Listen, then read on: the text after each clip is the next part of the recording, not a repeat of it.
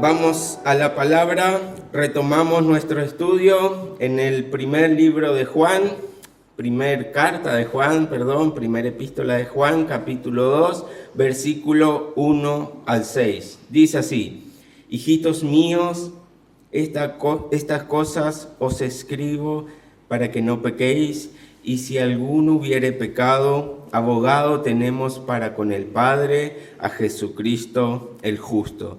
Y Él es la propiciación por nuestros pecados, y no solamente por los nuestros, sino también por los de todo el mundo.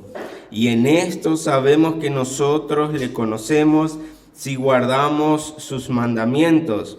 El que dice yo le conozco y no guarda sus mandamientos, el tal es mentiroso y la verdad no está en él.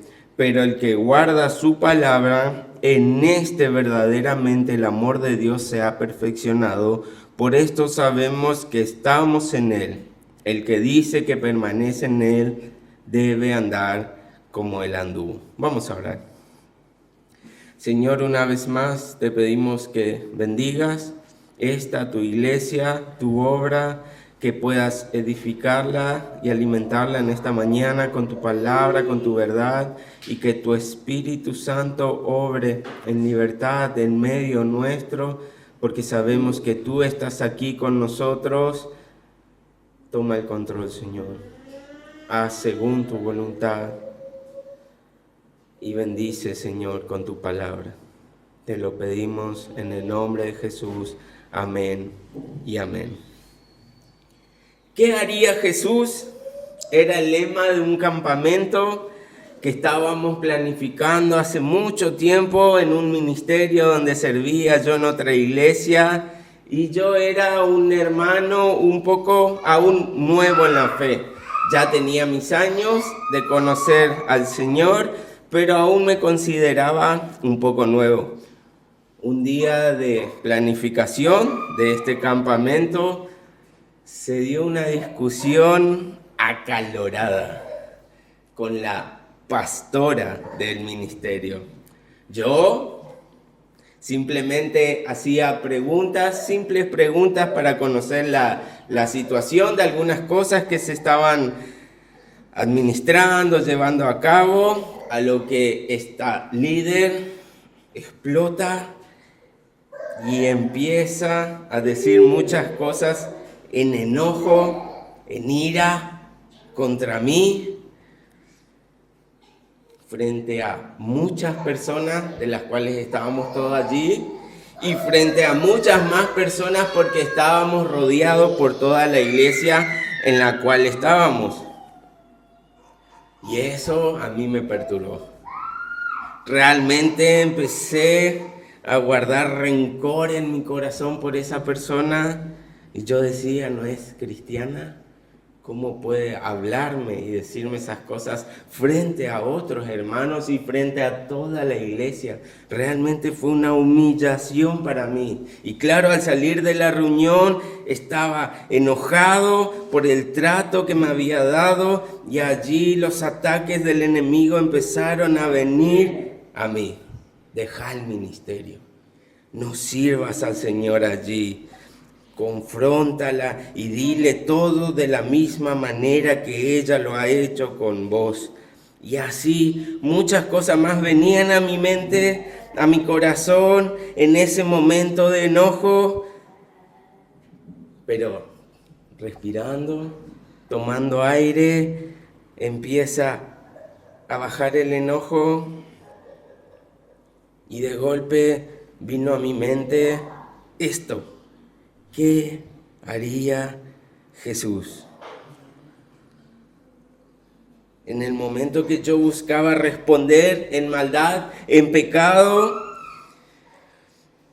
viene esta pregunta a mi mente: ¿qué haría Jesús? Y claramente la respuesta que todo hombre nuevo en la fe tendría, o la primera que se le ocurriría, es: Jesús amaría a sus enemigos. Jesús amaría a todos, porque es lo que Él es, su esencia es amor, Él es amor, y por ende haría y respondería de esa manera.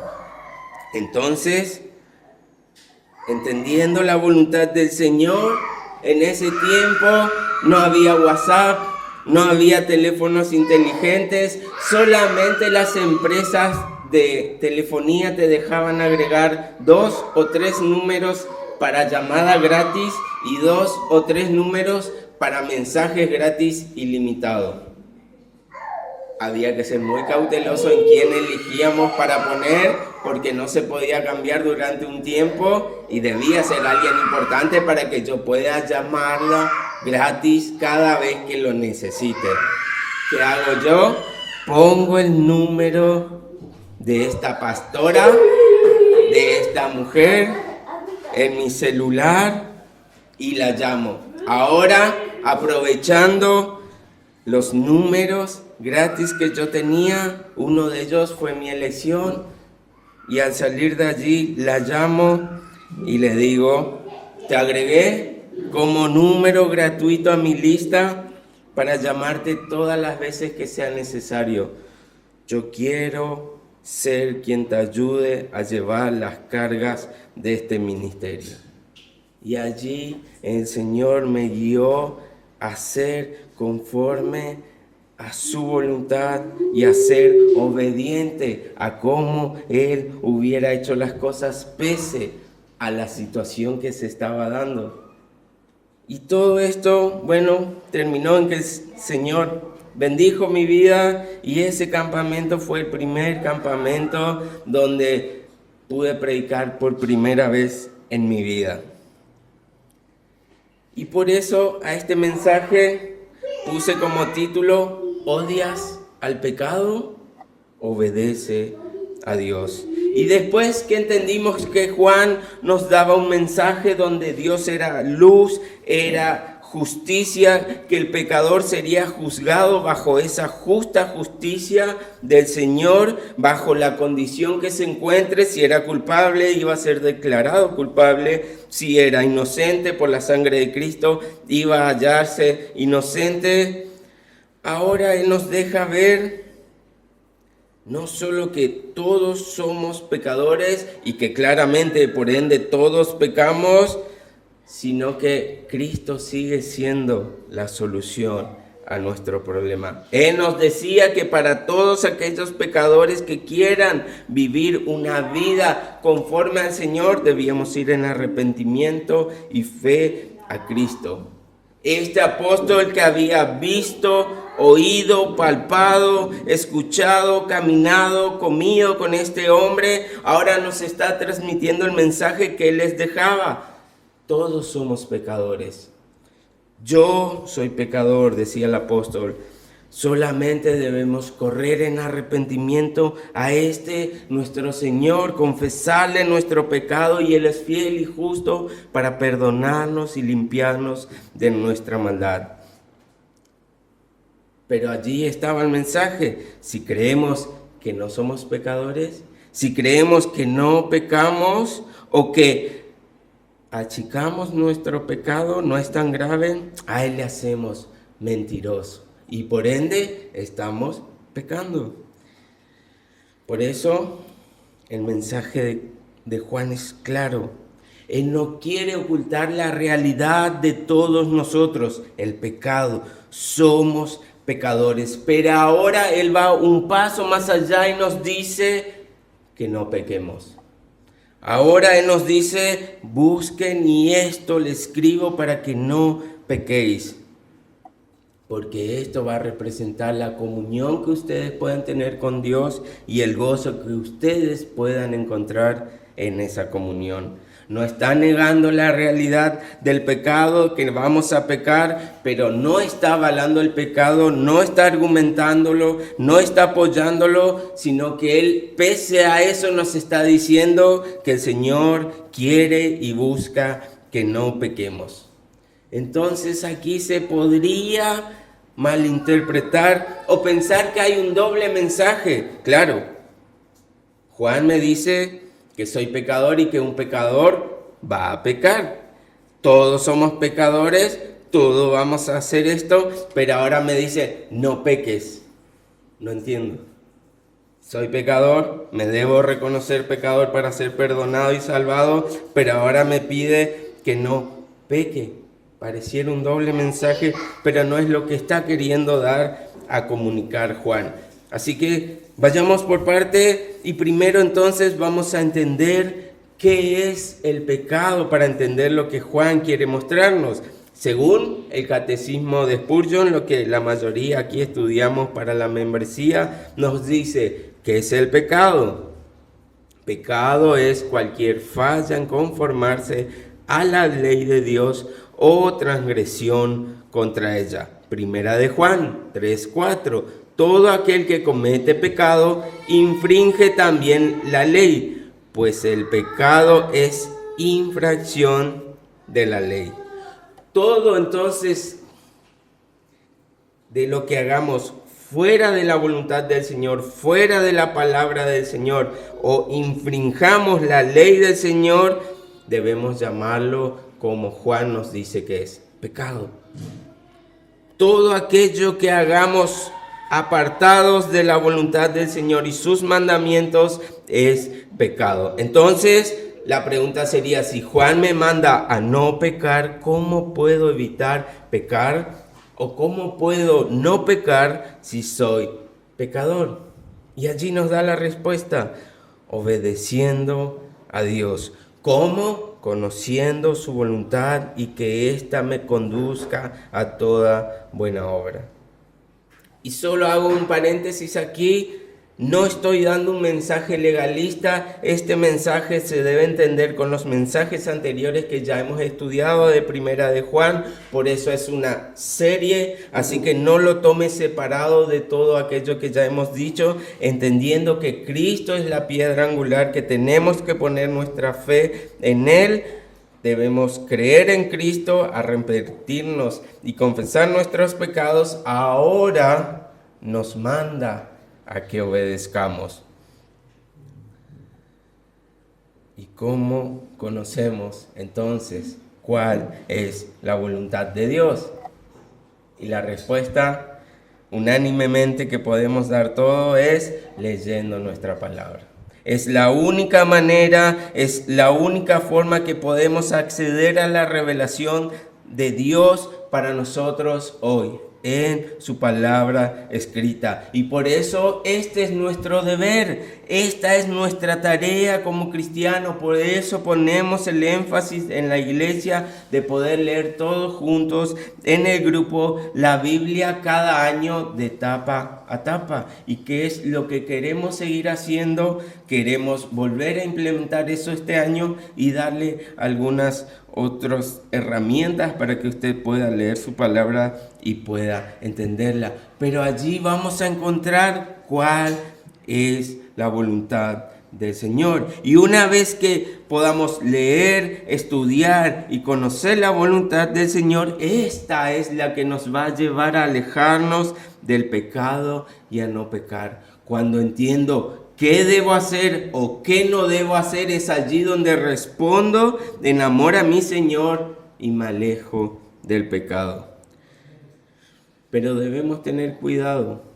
No debemos evaluar o mirar nuestro pecado para apartarnos de él, sino que debemos mirar a Cristo, que éste lo eclipse todo, que éste tenga toda nuestra atención, todo nuestro amor, con toda nuestra alma, con toda nuestra mente, con todo lo que somos, y que esto nos aleje del pecado. Había un dibujito que yo miraba cuando era chico, el coyote y el correcaminos. Muchas veces el coyote se encontraba persiguiendo al correcamino, llegaba a un precipicio y quedaba corriendo en el aire, en la nada misma, y él seguía corriendo allí hasta que se detenía, tocaba con el pie, se daba cuenta que no había más suelo, palpaba con la mano, miraba al precipicio y ahí recién empezaba a caer. Esto mismo es lo que le pasó a Pedro. Pedro estaba en el bote y Pedro vio a Jesús. Pedro confió en Jesús Pedro caminó por las aguas. Pedro estaba eclipsado en el Señor, caminando hacia el Señor, obedeciendo al Señor. Pero cuando empezó a ver la tempestad, las aguas, a entender que esto no era posible para un ser humano, allí comenzó a hundirse. Y es lo que nos está diciendo el Señor. No debemos mirar al pecado, debemos mirar a Cristo, y solo ahí vamos a recibir aliento para seguir pese a las circunstancias. Solo allí vamos a tener nuevas fuerzas al ver al unigénito. Allí llegará la paz y el gozo en nuestra vida. Debemos caminar mirando a Cristo, y aún las montañas se apartarán si éstas nos están apartando de la voluntad del Señor. Aún caminaremos en las aguas si esta es la voluntad del Señor. Solo mirando a Cristo. No mirando la circunstancia, no mirando el pecado, solo mirando a Cristo. Entonces, allí Cristo debe llenarlo todo. Allí Cristo debe ser nuestra máxima atención. Y mirando a Cristo, empezaremos a dejar atrás al pecado. Y esta entonces debería ser nuestra meta para este nuevo año. Conocer a Cristo en su palabra. Esta debería ser una gran meta, una noble meta, para que Dios obre en mi vida y pueda dejar el pecado de lado. Voy a volver a la palabra del Señor, o voy a seguir en la palabra del Señor. Así voy a vencer al pecado con el poder de su palabra. Así voy a vencer la tentación de Satanás con el poder de su palabra. Y es así como Cristo venció a Satanás. Escrito está. Y este es el conocimiento que debemos tener del Señor. ¿Y saben? Muchas veces, muchos de nosotros inclusive habrá dicho o habrá escuchado decir: bueno, no hay un manual que te enseñe a ser padre. Bueno, no hay un manual que me enseñe a ser un buen hijo. No hay un manual para que me enseñe a ser un buen novio, novia, esposo, esposa. Entonces, allí, claro, nos podemos permitir equivocarnos. Allí podemos justificarnos en decir: bueno, nadie me lo enseñó, no sabía cómo hacerlo, hice lo mejor que pude, le puse entusiasmo, le puse voluntad, pero aún así no sabía y me equivoqué. Pero ahora el Señor, en su gracia y su bondad, nos dice: busquen mi voluntad y les dejo un manual para que sepan cómo hacerlo. El Señor mismo se encargó de que no tengamos esta dificultad. El Señor nos manda a hacer algo y nos da la herramienta perfecta, su perfecta voluntad. Entonces, ahora, si queremos decir y buscar y conocer su voluntad, pues ahí está su palabra.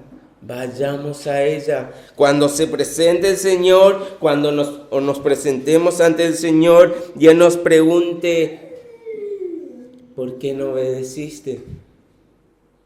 ¿Por qué no te alejaste del pecado? No tendremos excusa.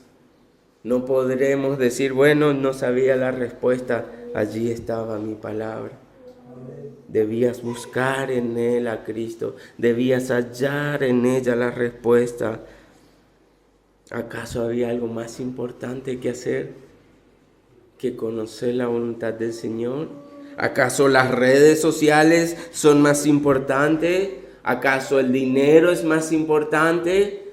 ¿Acaso la salvación eterna y el Señor tu Salvador no es importante? Debes buscar entonces su voluntad en la palabra del Señor. Nadie de nosotros, al presentarnos ante el Rey, el juez justo, tendrá un argumento válido para decir por qué hemos desperdiciado el tiempo y no nos dedicamos a encontrar a Cristo allí en su palabra. Entonces, Juan nos está llamando a conducirnos de la manera correcta, de una manera cristiana, la manera del Señor. No pecar, alejarnos del pecado, no ceder ante el pecado y la tentación. ¿Y cómo? Mantenernos en la palabra. Pero puede fallar, diría tu Sam. Y es más, Juan nos está advirtiendo que va a pasar.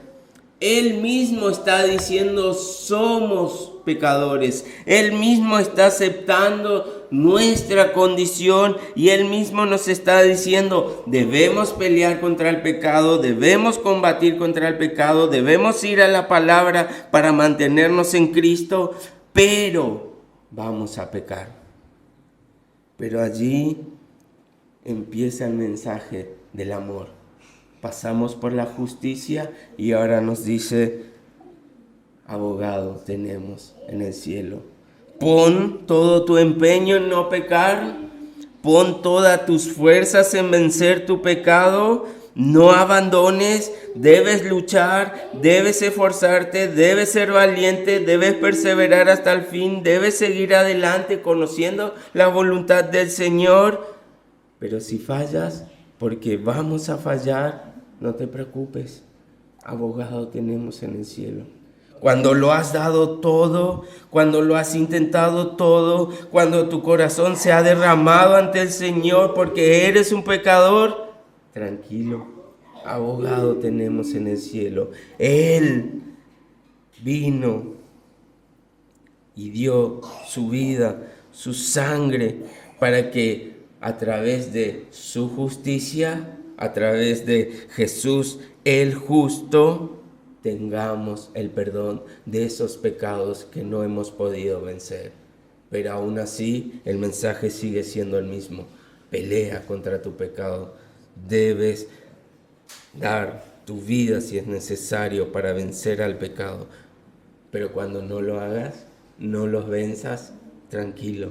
Allí está Cristo en su trono, porque ha vencido a la muerte y al pecado.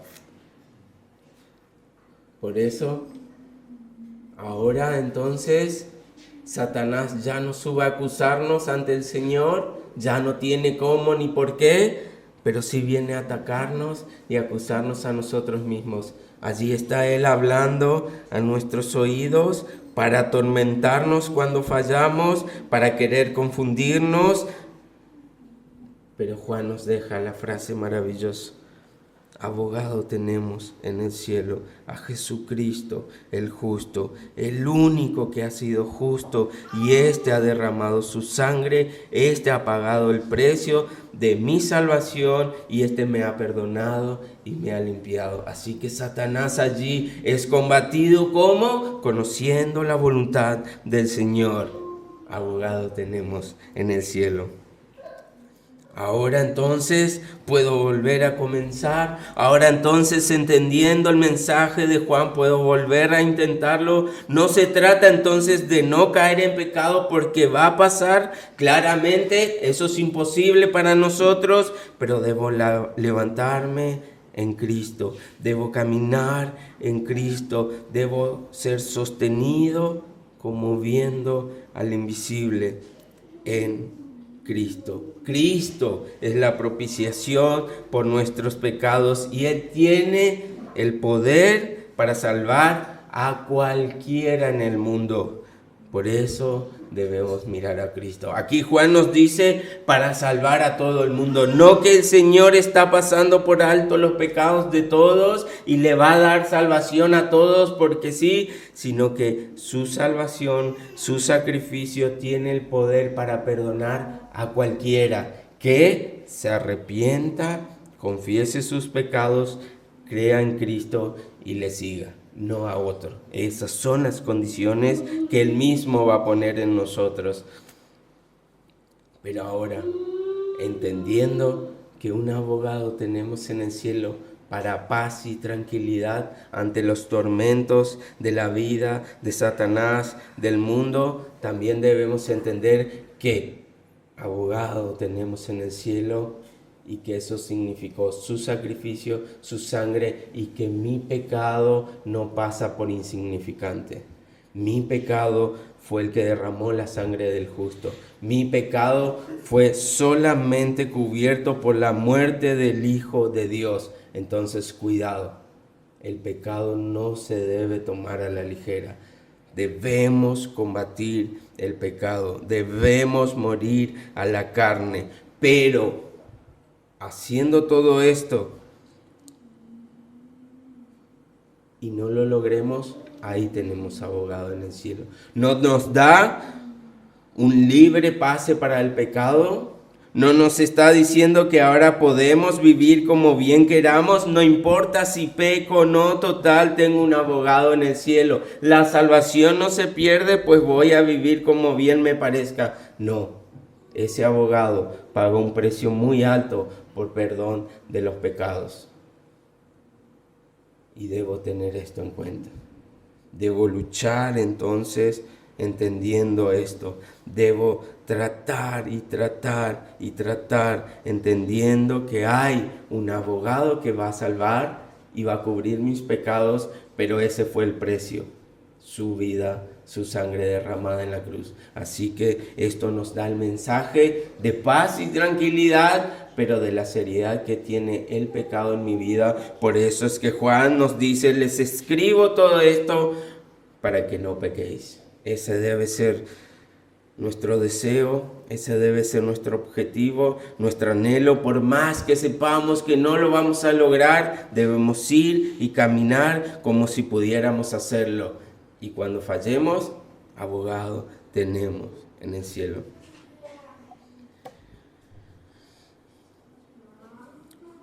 Y a todo esto entonces entendimos cuál es el mensaje de Juan, que nos dice pecadores, pero que nos llama a no pecar. Cuál es el mensaje de Juan cuando entendemos que estudiando su voluntad es que nos vamos a poder apartar del pecado. Estudiando la palabra es que vamos a ver a Cristo en su gloria, y eso va a eclipsar nuestra atención y vamos a dejar de dar oídos al pecado. Pero ¿cómo se nota esto? ¿Cómo se ve en un cristiano esto? ¿Cómo podemos entender que es alguien que se ha alejado del pecado o que está peleando contra el pecado? ¿Cómo se ve alguien que obedece la voluntad de Dios? Y allí nos dice: guardando sus mandamientos. No solo debemos conocer la palabra del Señor, no solo debemos ver la voluntad de Dios en la palabra, sino que nos manda a obedecerlo. Y no que nos mande, sino que esta va a ser la respuesta de un verdadero cristiano. Lo conozco en su palabra, lo veo en su palabra, ahora entonces debo dar fruto. Lo veo, entiendo su voluntad, ahora debo corregir mi conducta. Ahora debo cambiar mi manera de vivir. Ahora debo andar como Él anduvo. Juan nos está enseñando que la obediencia sea necesaria como condición para conocer a Dios, más bien que esta va a ser el resultado del verdadero conocimiento de Dios y de nosotros mismos como pecadores. Al conocer a Dios, al conocer su voluntad, al conocer nuestra esencia pecadora, ahora entonces vamos a querer seguir y hacer sus mandatos. Un teólogo lo dice así: la obediencia a los mandamientos es la evidencia segura de que se tiene un conocimiento de Dios o de Jesús que de otro modo no puede ser aprobado. Conocer a Dios, tener comunión con Dios, entonces se debe ver reflejado en nuestra conducta, en nuestra manera de vivir y caminar. Juan 17:3, y esta es la vida eterna, que te conozcan a ti, el único Dios verdadero, y a Jesucristo, a quien has enviado. No solamente es doctrina, no solamente es información, debemos encontrar al Señor y a su Hijo Cristo en ella. Todo lo que entendemos y aprendemos ahora de la palabra nos debe revelar más al Señor para obedecerlo y ahora poner mi vida en sujeción a sus mandatos. Cualquier entonces afirmación que podamos hacer de amar a Dios sin cumplir su palabra va a ser falsa. Cualquier cosa que podamos entonces decir de Dios sin caminar una vida como Dios nos manda, no se ve como un cristiano. La verdad exige una respuesta en nuestro estilo de vida, de cual somos conscientes ahora de quién es Dios. Y nuevamente, no quiero dejar de lado el hecho de entender que no somos personas perfectas, que vamos a pecar, que vamos a fallar. Por eso nos dice que un abogado tenemos en el cielo, pero ahora nuestra vida debe estar en constante práctica de sus mandamientos, dejando el pecado de lado. No debemos hostigarnos con un pecado, no debemos empezar a confundir nuestra salvación, nuestra herencia en Cristo por un pecado, cuando nuestra vida, nuestra manera de caminar refleja otra cosa. Nos verán como el Señor y de vez en cuando pecaremos y verán una falla en nosotros. Pero lo general en nuestra vida debe ser seguir la voluntad del Señor y que ésta se vea en nosotros a través de obedecer sus mandamientos. Entonces, esto nos arroja otra pregunta. Si debemos obedecer los mandamientos del Señor, ¿cuáles son o cuáles debo obedecer? Y de vuelta, esa es nuestra tarea. Eso es lo que debemos descubrir leyendo la palabra. Por eso nos manda a escudriñarla. Por eso no podemos vivir o no existe cristiano que viva lejos de la palabra del Señor. No hay tal cosa que un cristiano que no venga día tras día para conocer la voluntad del Señor, para conocer sus mandamientos y que esto marque su caminar. No existe tal cosa. Pero aún así, Juan nos da una pista. Juan nos deja un parámetro general que lo engloba todo. Juan 13:34. Un mandamiento nuevo os doy, que os améis unos a otros como yo os he amado, que también os améis unos a otros. Claro, bueno, y algunos dirán, si es un mandamiento nuevo, habrá personas antes de esta nueva revelación que no conocieron esto y por ende no siguieron la voluntad del Señor. No. Segunda de Juan 1:5. Y ahora te ruego, Señora, no como escribiéndote un nuevo mandamiento, sino el que hemos tenido desde el principio, que nos amemos unos a otros. ¿Y recuerdan cómo comenzó la carta de Juan? Como en el principio, el mensaje del principio. Este hemos oído, este hemos tocado y palpado. Amémonos unos a otros. Entonces, ahora sigue diciendo, Juan 14:15, si me amáis, dice el Señor, guardad mis mandamientos. Juan 14:21, el que tiene mis mandamientos y los guarda, estudia la palabra y obedece, ese es el que me ama. Y el que me ama será amado por mi Padre, y yo le amaré y me manifestaré a él. Versículo 23, respondiendo Jesús, le dijo, el que me ama, mi palabra guardará, y mi Padre le amará, y vendremos a él, y haremos morada en él.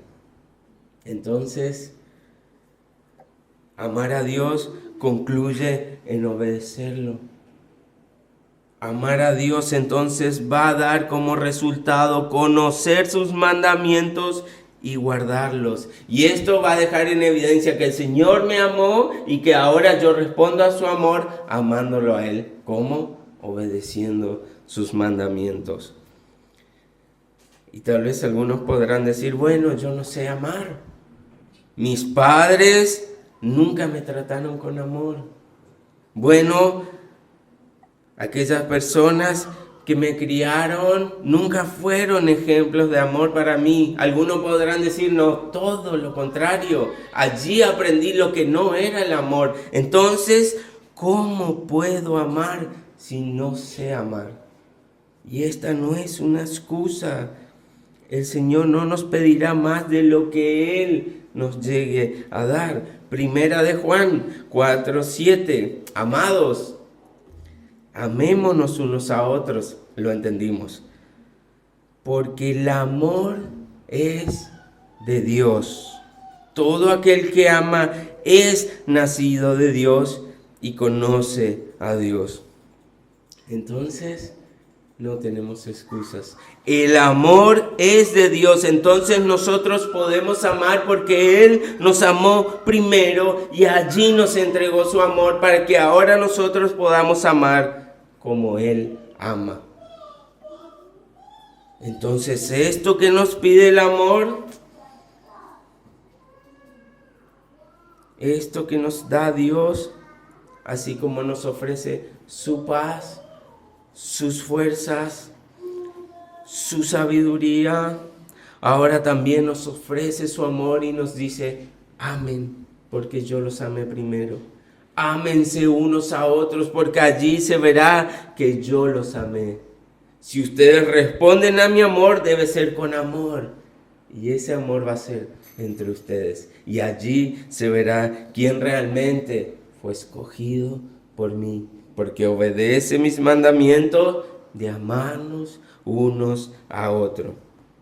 Un teólogo dice, ágape no es un amor que se origina en el corazón humano, ni que se alcance con obras nobles, necesarias para perfeccionarse.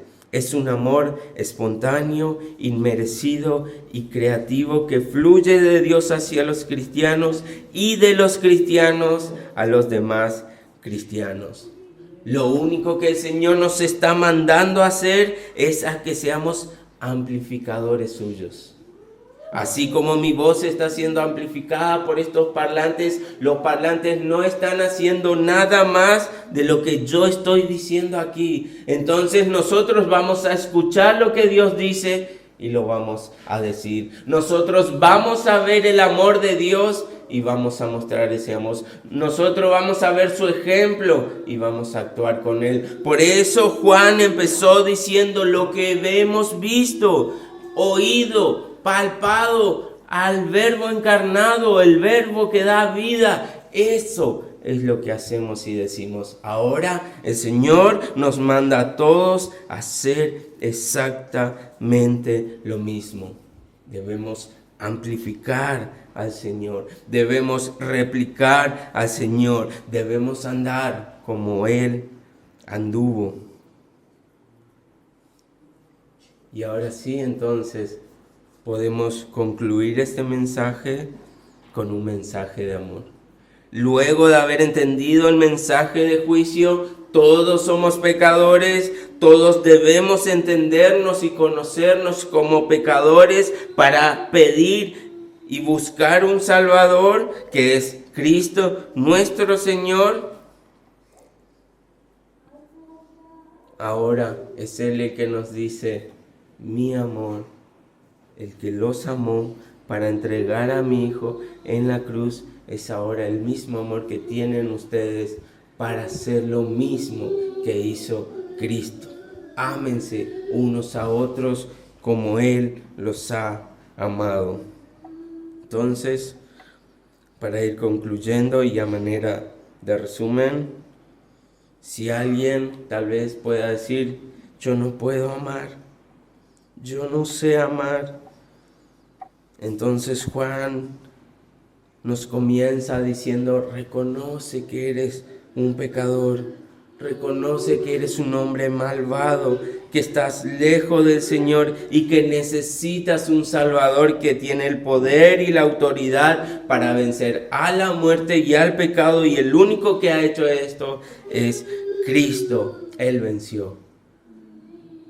Si llegas a Él, entonces el único que es amor, el único que nos puede dar de su Espíritu Santo para que more en nosotros, nos transforme, cambie nuestra naturaleza, es ahora el mismo que nos va a dar también de su amor para que podamos ponerlo en la vida de cada uno de nuestros hermanos. Entonces, si odias al pecado ahora, obedece a Dios. Guarda sus mandamientos. ¿Cuál? Ama como Él te amó a tu hermano. Y en esta está el resumen de la ley y los profetas. Ama al Señor tu Dios, y si lo amas a Él, indudablemente vas a amar a tu hermano. Y si esto ocurre, gózate. El Señor ha muerto para entregarte vida eterna, y esta es la evidencia que la tienes.